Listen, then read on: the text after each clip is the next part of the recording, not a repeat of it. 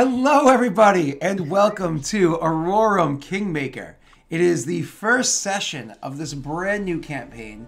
I am very, very excited about starting this game. Been slaving away at my computer to put it together, and I'm really excited about what we've come up with. Before we go into any further details, why don't we go around and say hello to the cast?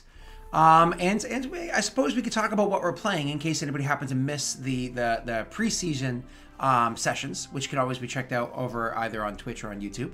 So let's start with the person who did it first, Neil. Hey. You're Neil. What are you playing? Okay. Hi, I'm Neil, and I am playing Rarin, who is a human magus from the country of Amarel originally. And just to get it out of the way, cat out of the bag, I used to say Magus. Neil convinced me Magus was better. He was right. Obviously. He was very much right. Magus. So now that that's been said, it doesn't need to be said every session moving forward, like elves don't sleep. Because you went second, Jake. Hello, how are you? Hello, I'm Jake. What you playing? I'm playing a half-orc inquisitor. Perfect. And again, a little bit of details about each one of these characters can be had in those about 1 hour solo sessions, except for Tesh. Tesh is a special boy. We love Tesh. We coddle him. We cater to him. We gave him an almost 2 hour solo session because of it. Tesh, what are you playing? Hi, I'm playing the half-elf or Perrin sorcerer named Valrin. Perrin? What is a Perrin? That's a race you've never heard of. So a little bit of backstory about this world. This world is a little bit different. It's homebrewed, brand new, fresh. This is the first campaign being played inside this homebrew world. Tons of PDFs are being written up. All those PDFs can be grabbed by my patrons, and one's actually going to be released probably tomorrow evening. The next one, which is going to be about, I want to say 10 pages long, the next one is. And I'm going to be putting together all of the nations, all of the races, all the fun stuff for everybody to gobble up. As the PDFs get finished, they're going to be released to the non-patrons as well, just the viewers and everybody else that we appreciate coming by and watching the show. We're going to get that in audiobook format. No joke. I actually have a tier over on, once I hit to a certain level on Patreon, that I'm actually going to put it in VODs, but that's fine. So Perrin happens to be a homebrewed race. It's not.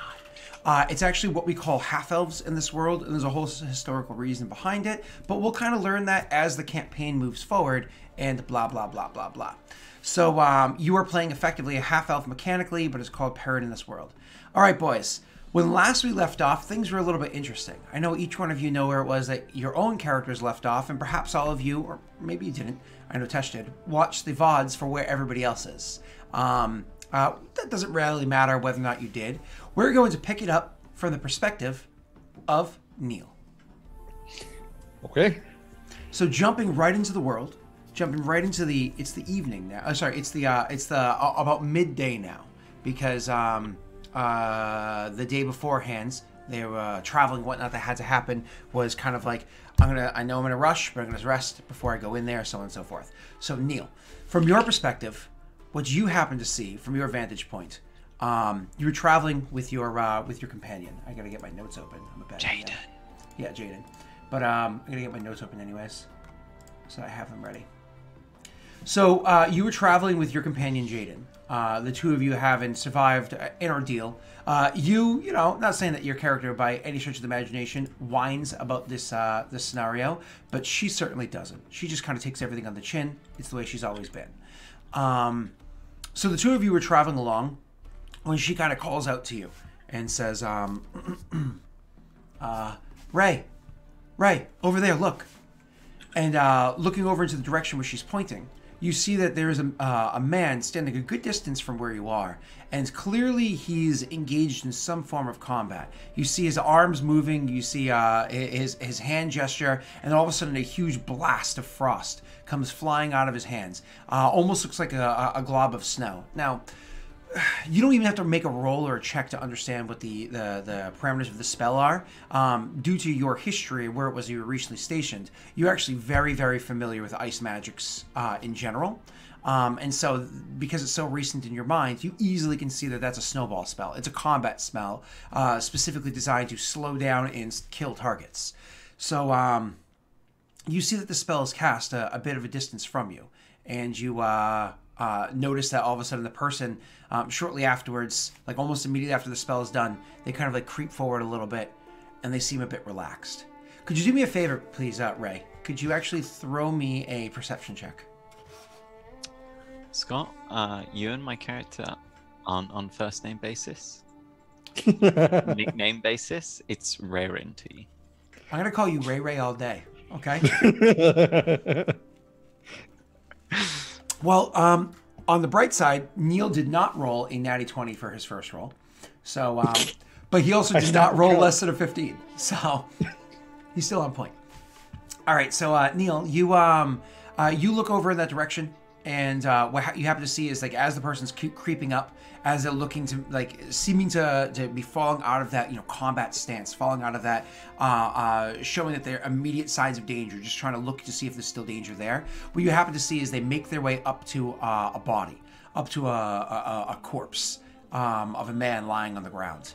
They go over to the corpse and they check it really quickly, and you can't really read like emotions or whatever, but you do see them standing over it, almost as though they knew that you were watching. They stand up and they look out and they see you. Clearly, the two of you guys make eye contact. You're standing a bit apart from one another, maybe about 200 feet or so.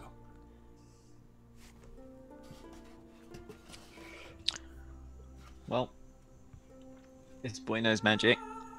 He's just killed a man. Rarin would turn to Jaden and say, "Be careful."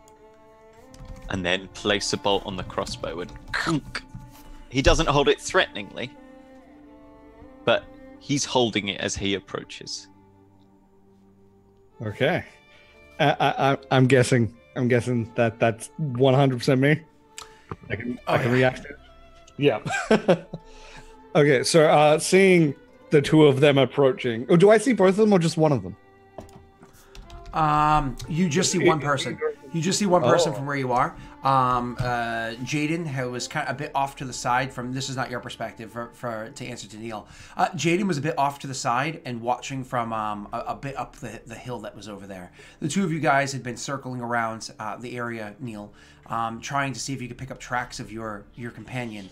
The tracks led back here, and unfortunately, you were able to find his body laid up against the cairn of stones where you had buried your friends, who is now half unburied. And you had just recently finished reburying that corpse to honor, probably a little bit aggravated with the scenario.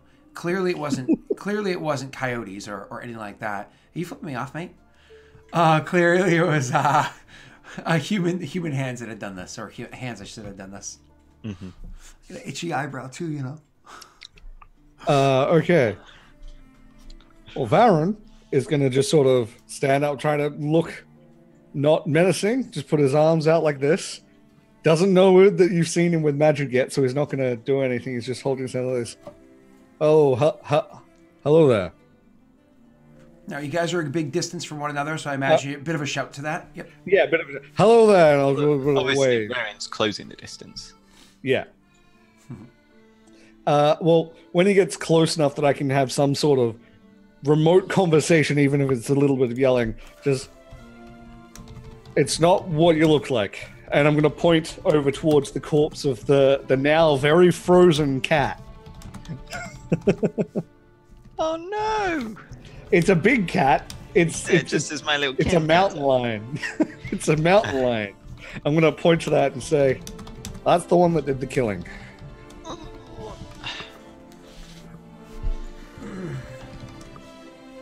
Okay. And you didn't kill anyone. Well, I killed that thing. Right. Am I close enough to determine that he's a parent? So you've closed up enough gap that you're going to be able to see this cat in the grasses. So we're going to say you've even gone as close as 50 feet. Just to recognize that he's a parent, because you were recently at war with them, is pretty easy for you. Make for me a perception or intelligence check, whichever one's easier for you. The DC is different for the two. Intelligence will always be lower than a skill. I should stat usually lower than a skill. Okay, yeah, easily can tell he's a parent. You know what I mean? It's one of those things where elves' ears, which again, none of you are familiar with elves, but their ears aren't crazy long compared to human ears. They're only maybe 50% larger, double the size at most, but pointed. Perrin ears are elongated and have a bit of a point to them, but by far no means these large pointed things. Their faces are a bit angular. Their bone structure, the cheekbones a little bit higher, so on and so forth. So they're easily confused with humans often, but a keen eye can pick up the difference. Does he look like what I saw in my dream? The person I saw in my dream? So now that you see, you kind of like, he's taking you in and you're doing likewise. You're looking about him. Literally got like a standoff right now where we're both roll your perception check, Tesh, and please don't roll a 1. Well, now that you've said that, I'm screwed. Challenge accepted. 1. I thought it was rolling to a 2. I thought it was going to be a 2. Awesome. So what you do is you're looking at him, and so immediately you can see that his clothes, whether or not it's a perfect match, is hard to make out. You weren't able to draw a good picture before. You weren't able.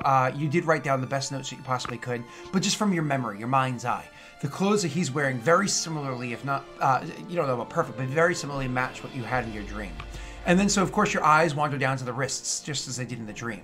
Now, when I say similarly matched, they similarly match in the quality of the underclothes. He's clearly wearing armor that doesn't quite fit him over his body, right? There's no surprises there. My apologies. But when your eyes go down to his wrists, you can just barely see it peeking out from the cuff or collar of his, for the cuff of his wrist, his shirt there, that they do have the marks of someone that was recently in captivity. They do have the burns. You do not see any such blackened blades or special swords or anything like that on his person. Okay. While you're doing that, Rerin is checking the human corpse for similar marks. Yeah. He's like, that's a Perrin. Yep. Why is he here? So keeping with your actually, you didn't roll a perception check for me, did you yet, Rerin? Roll me a perception check, please. Because I imagine you're getting down on a knee. Oh, same. Wow, look at that. Looking him over, you can actually see that this is definitely a human, but also just as like, you're not very familiar with Idir as a nation in general, but you can tell from the garb that they're wearing, so on and so forth, you know, just kind of the way that it's a corpse, there's blood everywhere and whatnot, but from the way that they can present themselves, you're assuming right off the bat, this is probably somebody from here. This is probably somebody from Idir. If he wanted to, as he approached, I would gesture to the body, if you want to take a look, and I'll just I'll back away but move to the side, like just so I'm keeping my distance, because once again I don't know he's seen me with magic yet, so I'm just like I'm non-threatening. I'm at the side. What do you do, Neil? Just playing with a bag. Well, I presume I see no signs of binds on this fellow. Nope, no binds, no markings on the And wrists, nothing he looks like that. like he's been bitten / clawed rather than. Yeah, torn apart from the below the waist, absolutely. He was my guide. Didn't fare so well in combat, unfortunately. No, apparently he didn't do a very good job at guiding you safely. Well, I mean, I'm not sure I'd be here if it wasn't for him, so he's got that going for him. Why are you here? That's complicated. And That is stop that. She's like pulling up my carpet. Like a pianist. I have been given hints to follow about where to go, which makes me wonder, what are you here for? Oh, well, the same reason everyone comes to Idir. I ended up here with nowhere else to go. That is surprisingly not the reason I'm here. Yes, well, you certainly differ from most of the occupants of Idir. Fair. Knowing that I've seen no other parent, fair.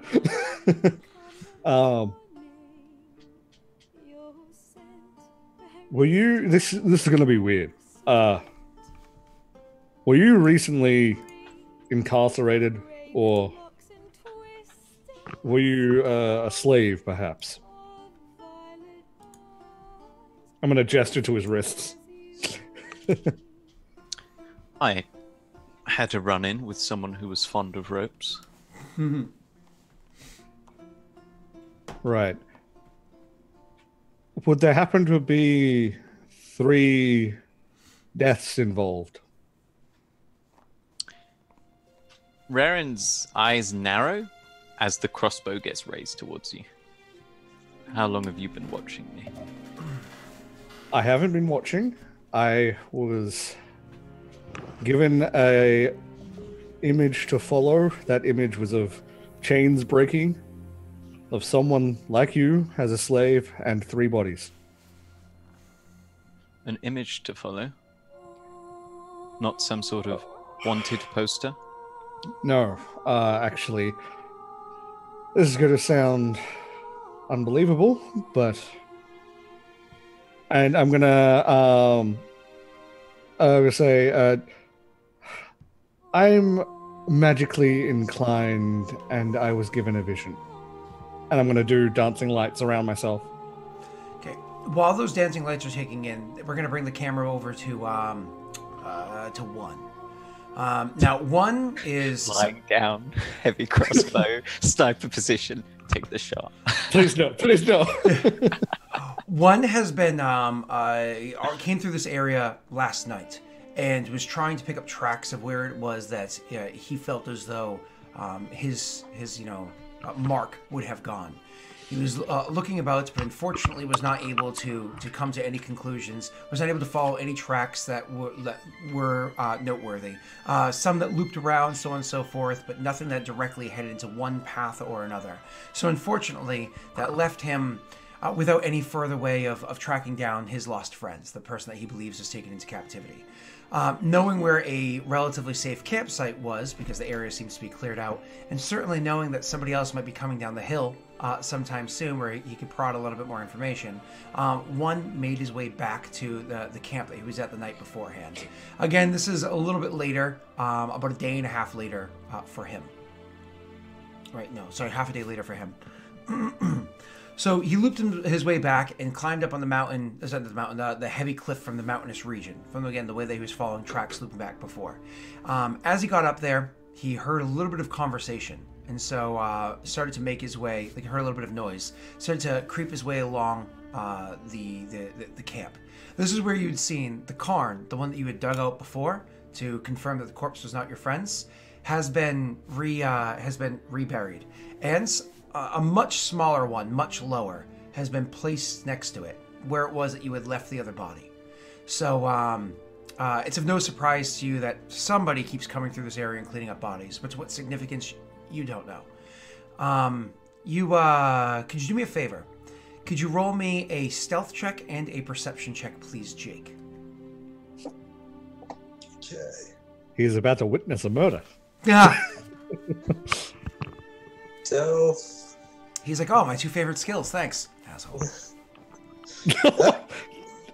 We are a very consistent party right now. Yeah, like, Hey, I got a -2 to stealth. but 16, 16, 16, this is crazy. Perception. If you get another one.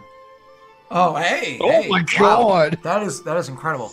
So you easily creep your way over towards the cairn, knowing for a fact that the rocks there are a really good defensive tool against whatever might be on the other side of the hill. Once you creep your way over to that cairn, you're looking over to take in the sights. What you see, from further and then closer, what you see is there is clearly a man out there wearing robes. Because your perception check is so high, you can even go so far as to see that this man is a Perrin that stands across the way. Across from him is another man who's wearing garb very similar to the one that you had crossed on the road. He has a crossbow raised, not directly pointed at, but certainly raised in the direction of the other Perrin. The two of them are having a conversation over a corpse that lies on the grounds. The corpse is not dressed similar to either of them whatsoever. You can just barely also make out another pool of blood in the base of the grass, showing you that, with maybe a tail sticking out, you think perhaps it was some sort of great cat that is down in the grass area between the two of them, as well. But you also see, much closer to you and further from them, probably only about 50 feet from you, you notice also crouched down in whatever area they can use to try to hide, right at the base of where the grass begins. You notice that there is another person. You can't make out what they are from where they are because their back is to you. Clearly a female and also wearing armor similar to the one that you had encountered on the road before. So, noticing the three peoples in front of you, two of them similarly armored and one of them very different with a crossbow, trained in his direction but not directly at him, you're kind of like taking this in and weighing your options. Then you see that the conversation goes on. The crossbow is trained much more centered at the person's chest, an easy shot in case one need be made from only the 50-foot step distance between the two of them. And then the conversation continues. Too far for you to hear it, but with like a flick of the wrist, you can see like the lights, a couple of dancing lights. This is like 5 globes of probably different colors start to dance around the person. You've seen this kind of a thing before, a very simple magical display, very likely trying to explain, either threaten or ease comfort with sharing the knowledge that you happen to know magics. So, how do you react? I would draw my battle axe, and can I kind of creep forward to the female with her back to me? Absolutely. So the stealth check that I had presented thus far was nobody knew that you had gotten even this close, so on and so forth. So for you to creep all the way up against her, you're gonna have to make a second stealth check for me, and it'll be opposed by her perception. Here we go, boys. Oh! Oh no! We knew it was going to happen soon. We knew something bad was going to happen soon. All right. She is a fixed focus. She would be what you would say distracted, giving her a penalty. So give me 1 second to roll her perception. She rolls a 1. Feel free to roll a 1. I noticed from the other side of the field, like, the fuck is that when... So for those of you that aren't familiar with Pathfinder, when your character's distracted, you have a -4 to your perception checks. -5 to your perception checks. So could both Val and Ray roll me perception checks, please? But you guys also have penalties for distance and distracted. Yeah. So. Oh. Okay. Well, I'm facing the right direction, so that makes sense. Correct. So minus your 5. So you happen to notice. So I'm going to describe this out. For one, she rolled a total of a 4. So you actually are able to creep your speed, which your speed is 30, correct? I think, yeah, 30. Yeah, so you're able to creep your speed down towards her. You're actually able to creep all the way down, more than having the distance between the two of you, with her completely distracting and looking out down at them below. As he's creeping down this hill, the other one has his crossbow trained and he's looking at you a bit intently. His back is turned so that he couldn't see. It's just he'd have to turn his neck somewhat an extreme angle to see him creeping down the hill. However, you looking the other way with your hand up, you throw up those lights and he's training the crossbow on you. You kind of like your eyes glance in that direction. And when you do so, you see that there is another person dressed very different than the one in front of you that you're not familiar with. With your 20 perception, I would even go so far as to say you can clearly tell that they were a half-orc. With a battle axe out, slowly creeping their way. No. But you can tell that they can clearly see you, but they're creeping towards something else in the brush. I would drop the dancing lights, and you would actually see, like, you facing him would see his eyes just sort of go, is he with you? You see, like, Raren, like, he goes to look, but he doesn't take his eyes off you, and he, like, moves to the point where he's not taking his eyes totally off you, and he starts glancing over his shoulder, still keeping the crossbow trained at you, trying to yeah, I know. I'm just gonna ascertain whether or not you're trying to pull a fast one. I would have my fingers as far away apart as possible. Not doing spells. I'm just because, you know, if shit goes down and that guy charges, at least I've got someone in between me and him now. I'm no longer afraid of you. I'm afraid of that one. Okay. So what I'm gonna have you do, because when you turn around, you look, you can clearly see him. There's no surprises there. So to see who acts first in this scenario, even though it's not technically combat, why doesn't everybody just roll for me initiative? You don't have to worry about clicking tokens or anything. Why doesn't everybody just roll for me initiative so you can see who's actually going to act first in the scenario? And I'll get an NPC roll up there in 1 second. Yes. I mean, that's appropriate. I just did that, and I'm sitting there just like waiting for something to happen. Right. I'm in a full panic mode right now. Let's just use you, and we'll get you an initiative. Bam, and we'll give you a what's your modifier? There it is. So what do we have here? So Valorant gets to go first, followed by her, then Rayrin, then one goes last. Probably not a bad thing. All right, Val, why don't you tell us what you do?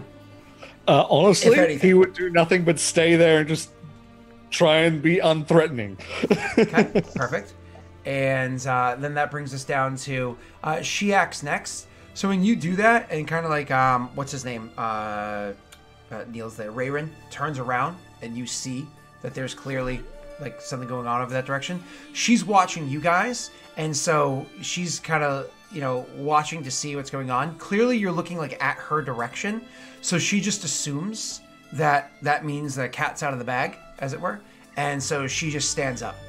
You can see that she doesn't happen to have a ranged weapon. You grabbed one, the other one had disappeared before, so on and so forth. So she happens to just stand up and just starts slowly making her way down through the grass towards you guys. Doesn't say anything, doesn't wave, nothing like that. Just does so like that. And so Val, it may be a bit of a surprise that you see her there. Oh, another one. Where are these people coming from? Ray, just barely. It's your next. Rayrin would see her starting to move over and shout, "Jaden, run!" and then he gives up on Valorant. This Perrin's an easy target later on. That's fine. Don't worry about it. And he switches the crossbow to train on this unknown figure. He doesn't pull the trigger, but if he comes towards Jaden to attack, he will pull the trigger. So you prepare an action to do that, of course. And you're saying that you don't pull the trigger on the figure? Is that what you're saying? your accent, not mine. So he, you see him obviously switch, says run. At first she's confused when she sees the crossbow aimed over her shoulder. She kind of like does one of those look backs and then starts to pick up speed a bit more. It's down to you there, sir.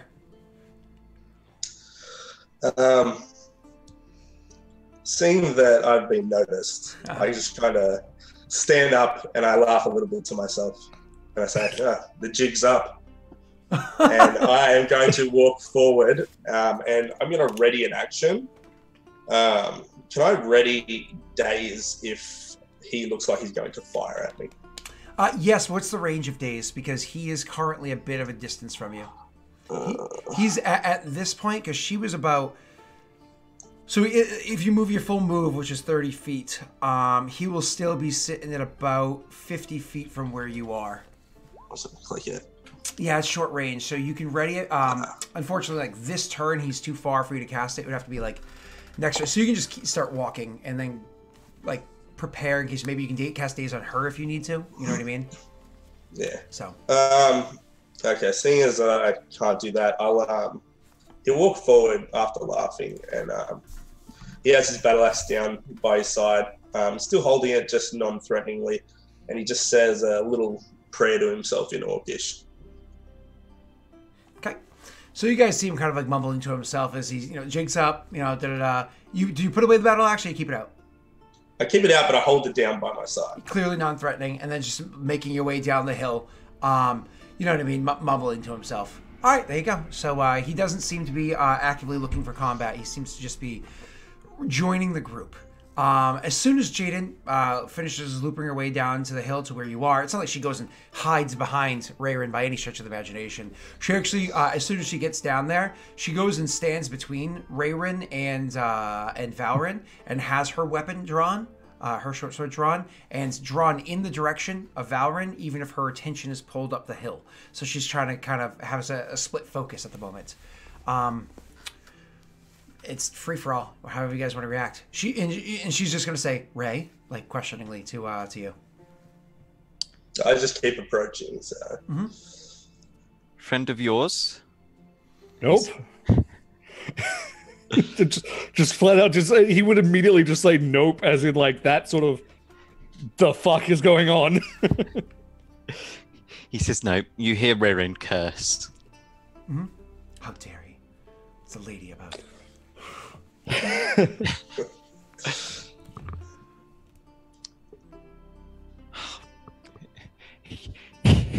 You see him like chide himself, and then he says, "Friend or foe?"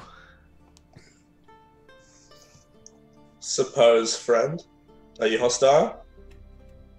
Well, I haven't shot you yet. True. So I just keep walking a bit closer, and I say, "I'm searching for someone." He'd lower the crossbow as they've entered a dialogue. It's like still ready that all you have to do is raise it up, but it's not now pointed at your chest. Finger off the trigger. Yeah, so I just say, I'm looking for someone. An old man. Goes by the name of Wilhelm. I'm gonna look at the body. It's like I don't, and I will say I don't know his name, but he's old.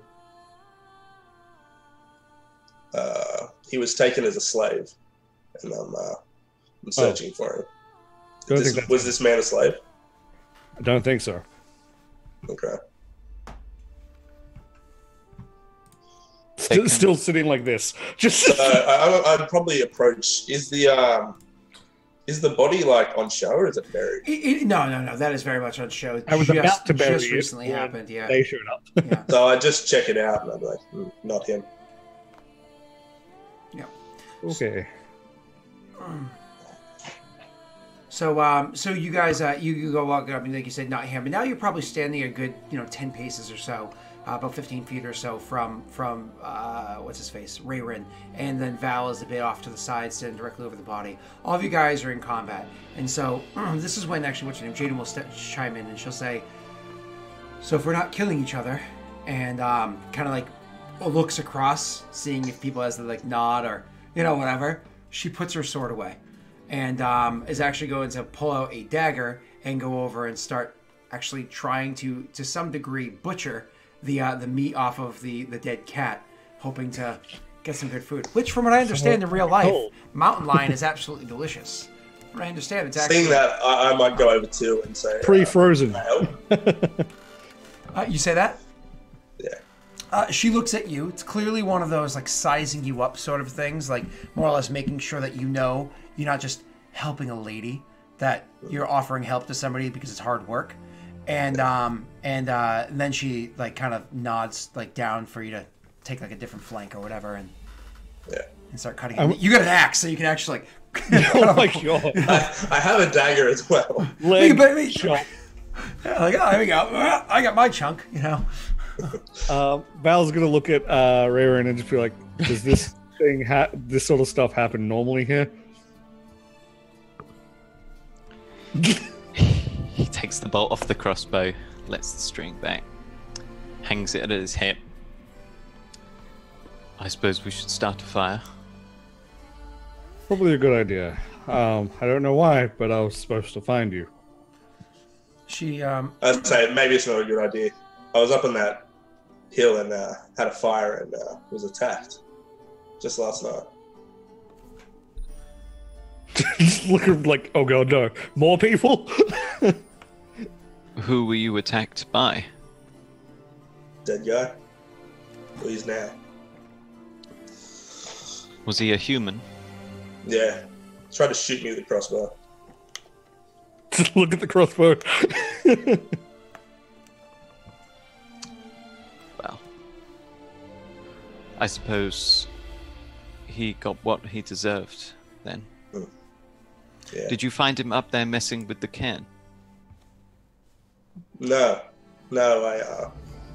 I was up there, and yeah, he took a shot.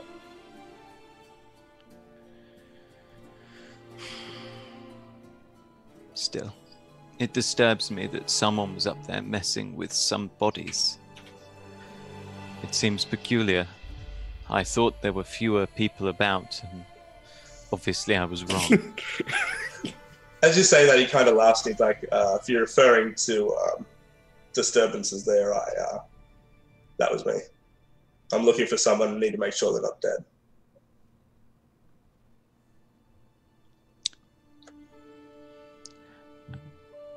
As a word of advice, when you dig up someone's grave, it is a wise idea to bury them again. True, but I was shot at, so kind of wasn't at the forefront of my thought. If you're looking at Ray, you can see him grinding his jaw right now. One is, he's got a little smile on his face. He kind of just chuckles to himself and goes back to butchering. So, what next? Camp or move or where? It's been an exciting couple of days. I say we camp. She gestures up towards the hill, since it seems like most of us already know the spot. And I think everybody else in the area is dead now, she says, tossing a half glance over towards one. Okay. Fine.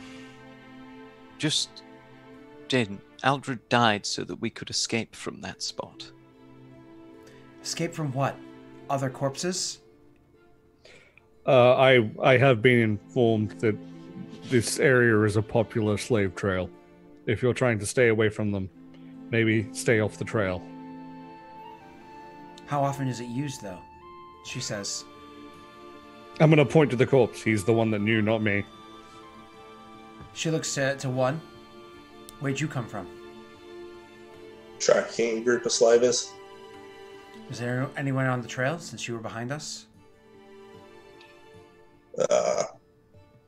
Little parent. So there are more on the trail. But I came across one. She looks to the others, like disbelieving the fact that the idea that there's a single half-orc roaming the lands with a battle axe at the ready, and so like looking at you, people are like, yeah, okay, I can see that. You know what I mean? Like clearly he can handle himself. Be like, wait, one dude by himself? That's peculiar. Especially since even though Perrin is super warlike, people just don't like them because they're just like, because of how they handle this, people just don't like them. So the idea of one Perrin, they're like rats. You know what I mean? So it's a miracle I lasted this long. You're also a peculiar Perrin. So anyways, she looks to the other two like in disbelief, but then remembers she's also looking at a Perrin who traveled alone. Oh, yeah. Well, alone before him. Yeah. Well, traveling when it's dark is a stupid idea, so I suppose if you wouldn't mind sharing your kill with us. By all means.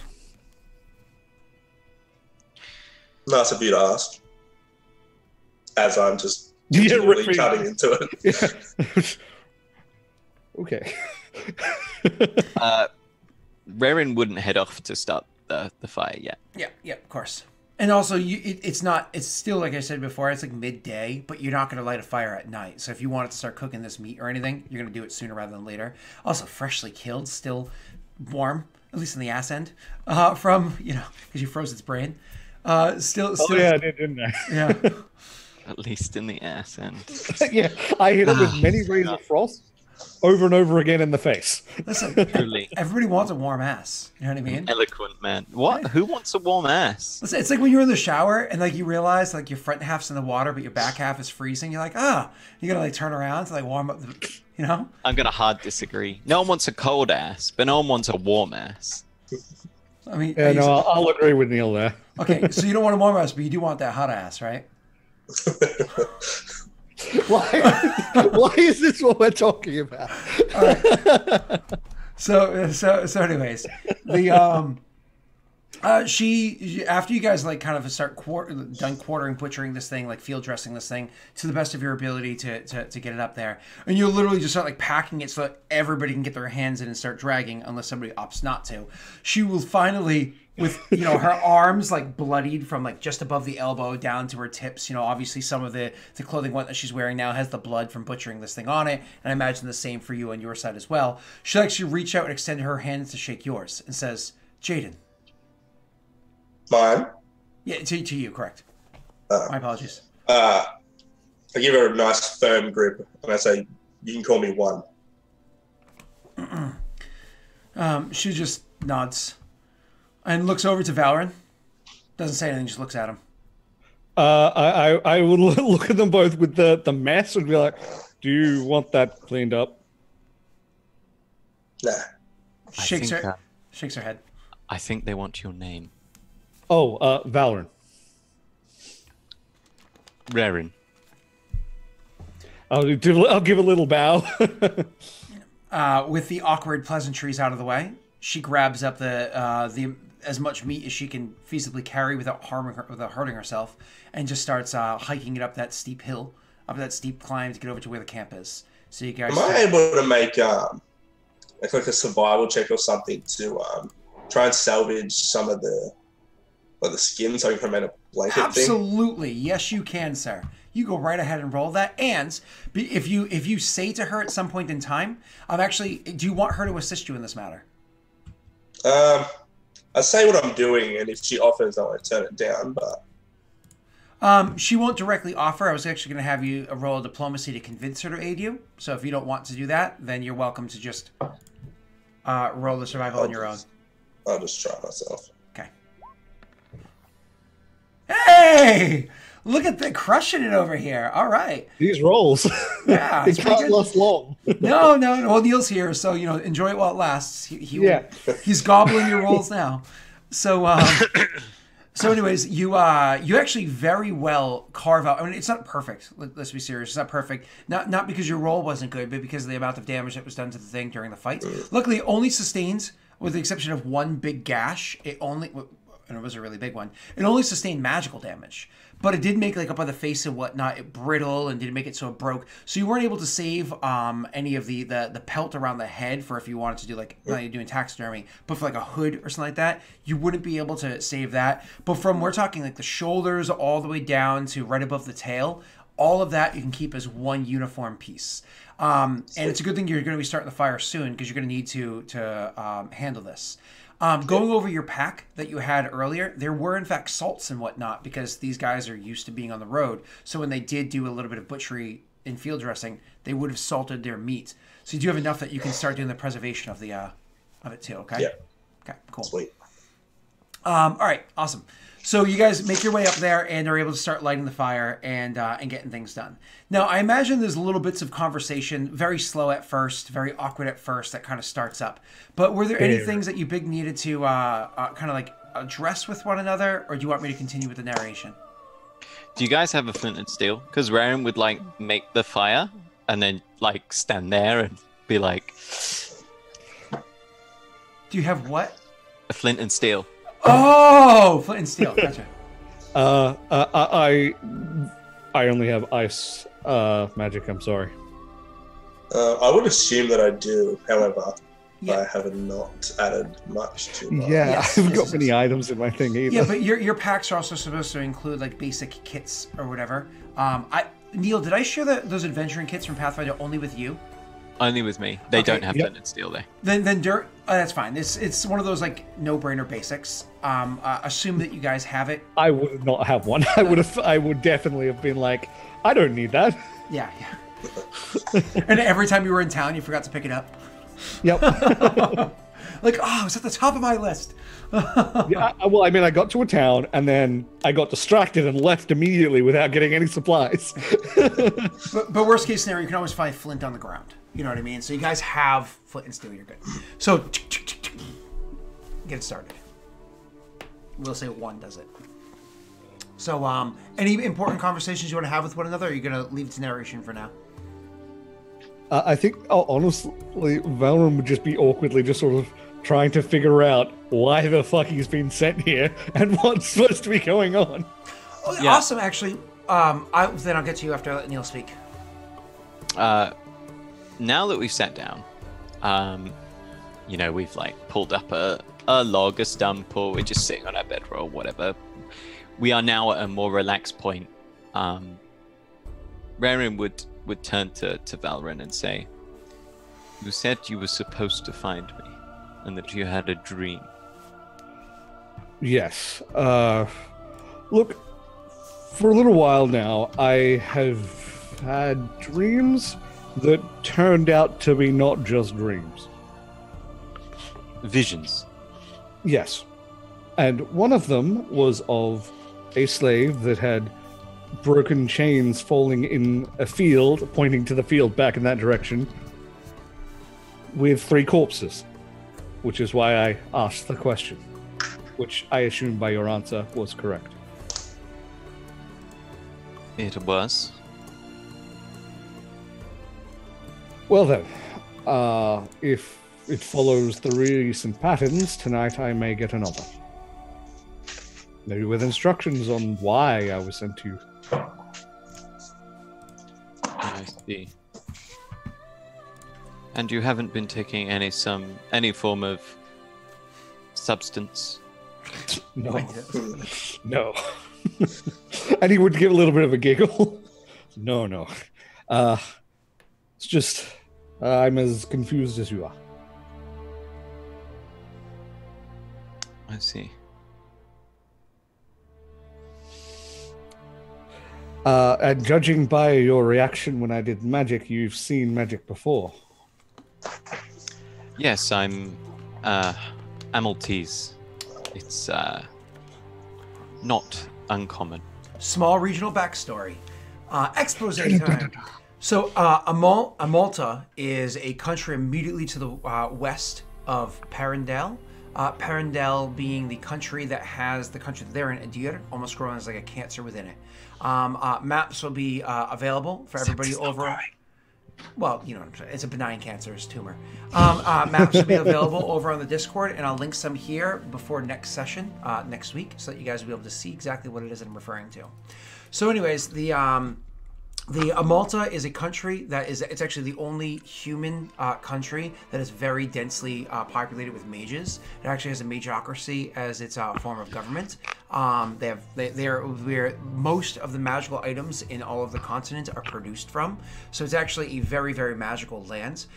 Neil's character happens to come from Amalta, so not only does he have a lot of exposure to magic, but it's very likely that he is capable of using magic himself. Whether or not he does use magic, either tune in or watch his backstory. Maybe you'll get an answer. His class is magus. I don't use magic, honest.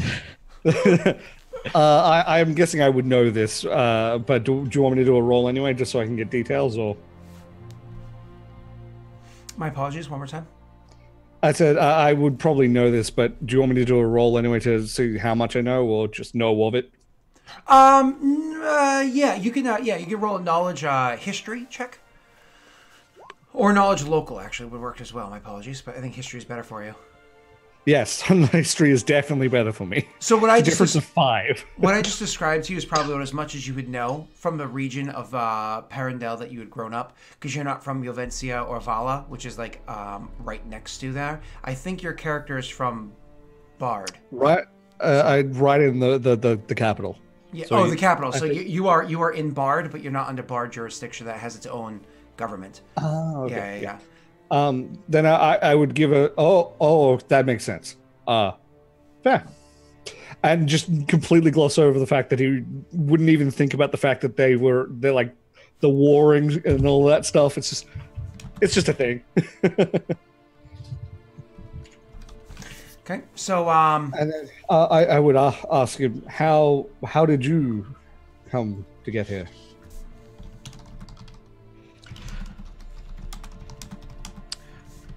Well, are you aware of border relations between Perrin and pretty much every other nation? Yes. On the Amaltese border, we have a wall to keep anyone from Perrin out. It's rather effective. However, that also means that being stationed to guard the wall is rather tedious. I can definitely understand that. A good friend of mine persuaded us to venture out in one of the local Perrin villages. And it was good time. However, on the stroll back towards the Amaltese border, still a good way from there, we were ambushed. Someone was shot, crossbow bolt through the throat, and the rest of us were beaten down and enslaved. Needless to say, those Perrin dogs are all dead now. When I hear you say that, I just start laughing loudly. Baron probably would just sort of nod, but not show much else. Just now I'm realizing the reaction you had in the field.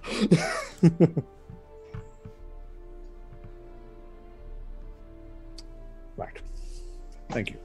And I'm sorry about your friend.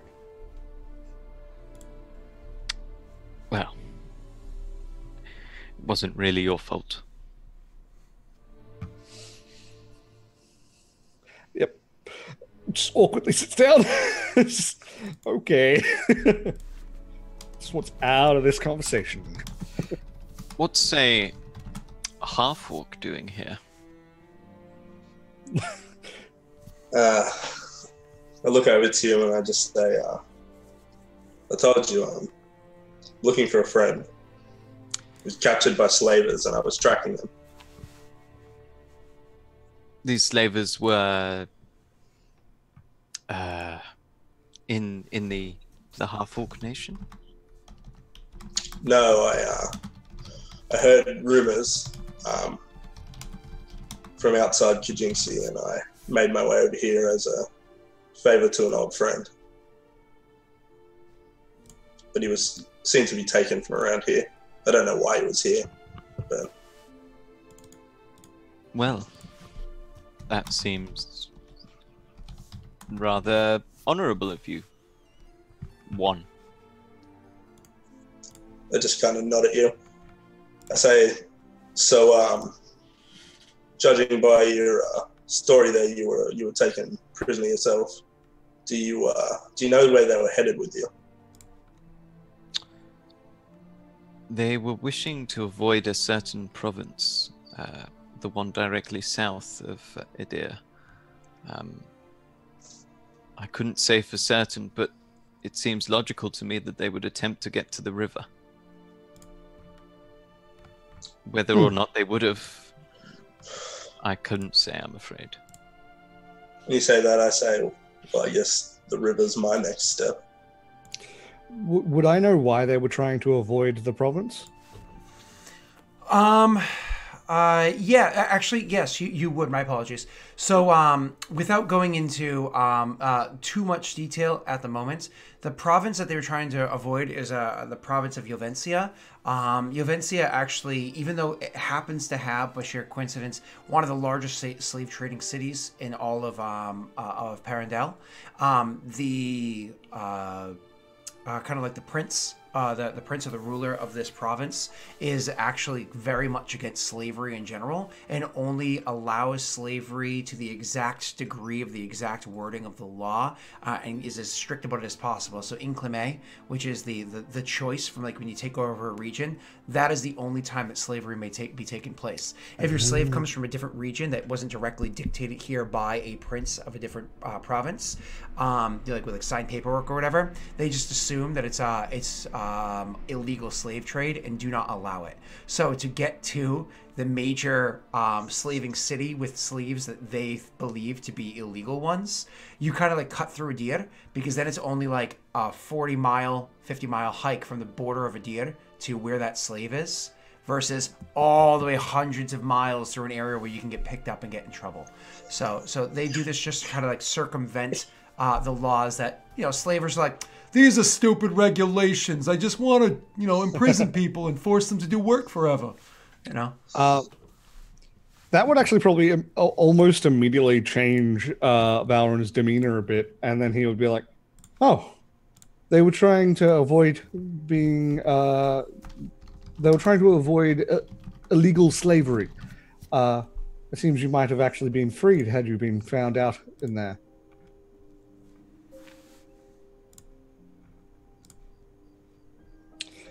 Which does mean they're trying to get to the border, and quickly. If you're heading towards the river, it would make sense that you would stop off at one of the larger towns for supplies, perhaps look for transportation down the river.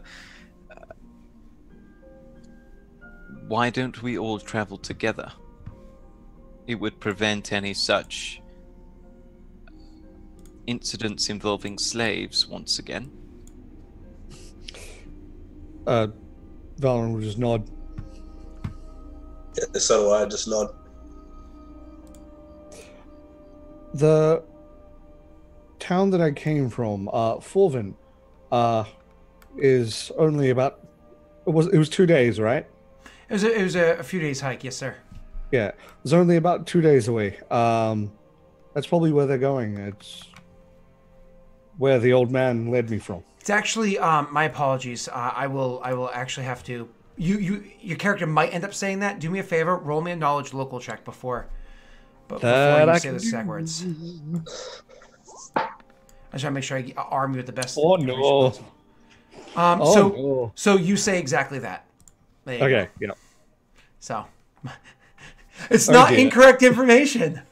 Fail my bluff check.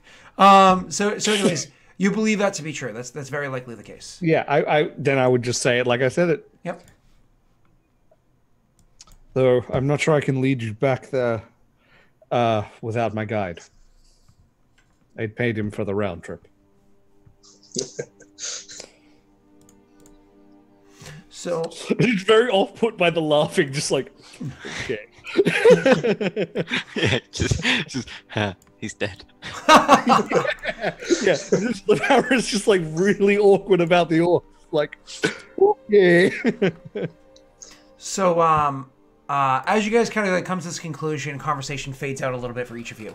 What ends up happening is you just sit there and go about your business. Like I said, this is still like midday, so you have some time to rest and relax. To actually, like, every one of you have been traveling for an extended period of time, and while resting here is certainly not comfortable, you do take comfort in the fact that every person around you seems to be a capable person. Sure, one, you were able to sneak up on her, but let's be serious. She obviously was off her game at the time and was fixated on the fact that her friend was in immediate danger. But knowing that together, the four of you in your small group, you're probably a little bit safer, or a lot safer than you had been prior. And at least you're removed from the grass. The likelihood of mountain lions getting you up here is a little bit slimmer, though certainly not non-existent. You were all able to take to this relaxation, eat some damn good food. I mean, honestly, like this quality of meat is really good. I am curious, who would do the preparation of the food? I can cook. Oh, Paula! I mean, Neil, go ahead. I'm an intelligent dude. Why you roll me your knowledge? What is it? You can do survival check, or you can do how do they do it in Pathfinder Kingmaker, the video game? It's knowledge world, I think. So. There's no knowledge world. No, it's or craft food or profession cooking. What would you like to do? I will offer my assistance as well. Oh, jeez, we're gonna get some half-orc spices in there. In that case, I like the intestines. No, not sausage, just intestine. As I'm cooking animal, Tripe I can is my handle favorite. animal. No, I don't know. It would be intelligence no matter what. So Whatever we we should choose two things to forever use moving forward. Survival will always be one of them, but that's the non-native. Like that's the weaker version of cooking. Okay, right. So the survival knowledge nature might be it. No. Yeah, that's what I was considering. Not knowledge nature. It would just be like a straight, like a flat intelligence check, or a craft check, or a profession check.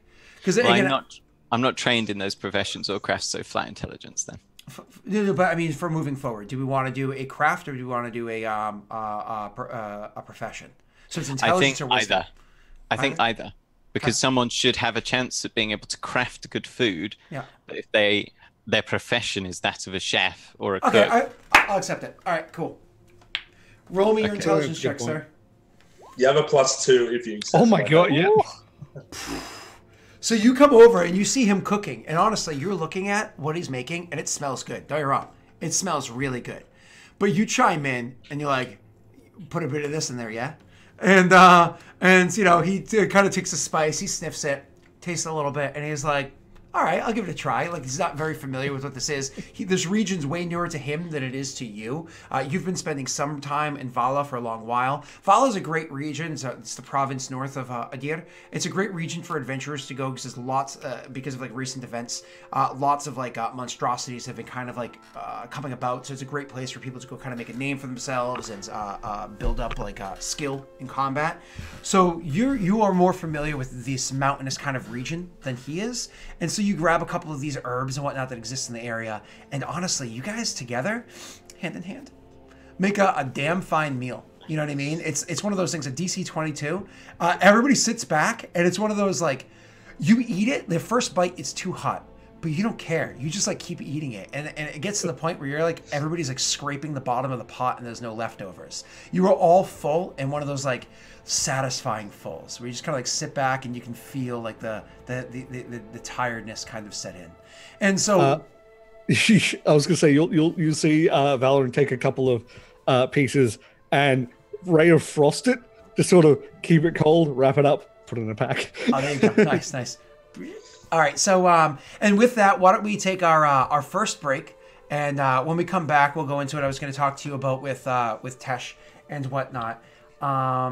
Was there something I was going to say? Oh, and just a reminder for everybody. I know, obviously, as you're watching the show, as you're clicking on the little things that pop up, assuming you allow extensions, you're gathering the loyalty points that are there, the daddies.